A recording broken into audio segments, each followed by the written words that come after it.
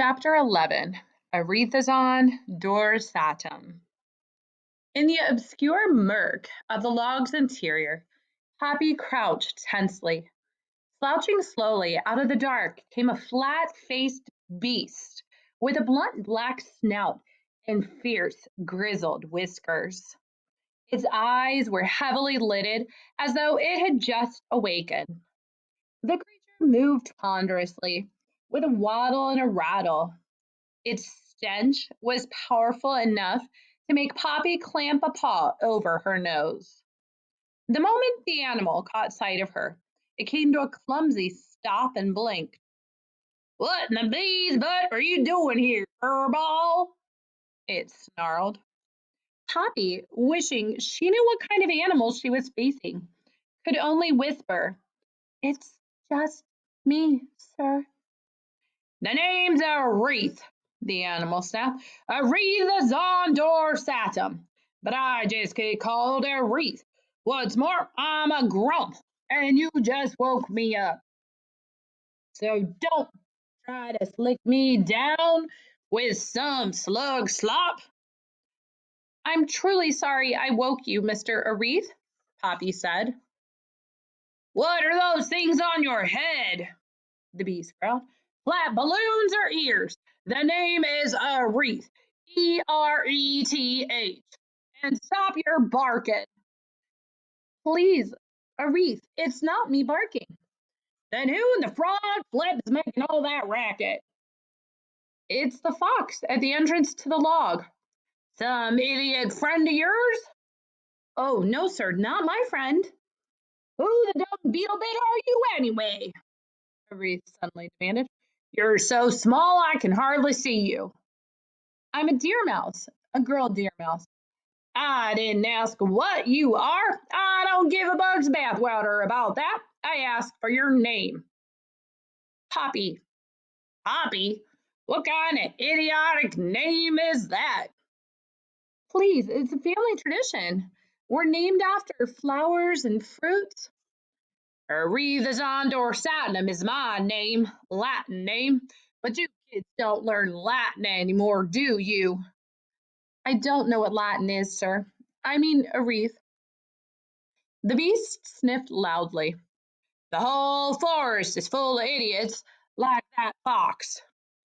During this conversation, the fox had continued to bark and whine, occasionally even digging furiously at the log's entrance.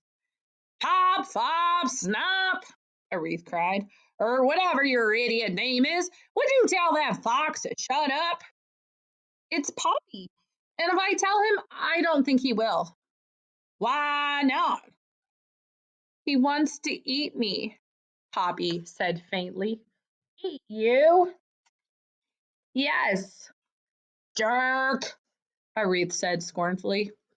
"But then all meat eaters are jerk. Ever notice that? I mean, did you ever meet a meat eater who wasn't loud and aggressive? Did you? Never mind. Just get out of here and leave me alone." "I can't," Poppy cried. "Why the bat belch can't you?" "I just told you," Poppy pleaded. "If I go out, he'll eat me." "Look here," Areth cried. "Whatever your idiot name is, don't you have any guts?" "Please, it's Poppy." "Ah, weasel wonk, I don't care what it is. All I'm trying to say is if a creature can't take care of himself, he has no business sneaking into my house, waking an old coot like me in the middle of the day and asking for my help."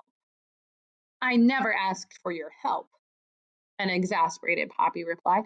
"Can't you understand anything? That fox chased me. Do you think I like being in here? It stinks." Areth blinked. "Oh, all right," he growled. "I suppose I better talk some sense into that meat mauler. Just get out of my way," he snarled as he began to waddle forward. "It's your lookout, not mine, if you get pricked by one of my quills." Poppy's heart clutched. Did did you say quills?" she stammered. "Of course I said quills, fuzzball." Yes, but what? Poppy was dizzy with fear. Her knees shook. She found it hard to swallow. What are you? Don't you have eyes? Aretha screeched. Or are those spots on your face buttons? I'm a porcupine. Porcupine? The words turned Poppy numb. She could hardly breathe. She could not think. Floppy or ploppy, Aretha bellowed. Will you get your flea flicking self out of my way? Poppy dived against the pulpy wall of the log and squeezed herself flat to allow Aretha room. Even so, as the porcupine waddled by, his quills raked across her belly like a rusty comb. Never, despite all she'd confronted, had Poppy been so terrified. Aretha, however, continued to make his ponderous way towards the log's entrance, where the fox was still barking and yelping. Poppy felt sure that once the fox was disposed of, the prickly monster would turn on her. First, he would shoot her with his quills. Next, he would stab her. Then he would skewer her. Finally, he would chop her into tiny bits and eat her. For a moment, Poppy considered offering herself to the fox. If the choice was between being swallowed in one gulp or being tortured by this porcupine, surely death by fox would be preferred. Poppy stared into the darkness of the log. Perhaps there was an escape hole, but frozen by the terror of her predicament, she could not move.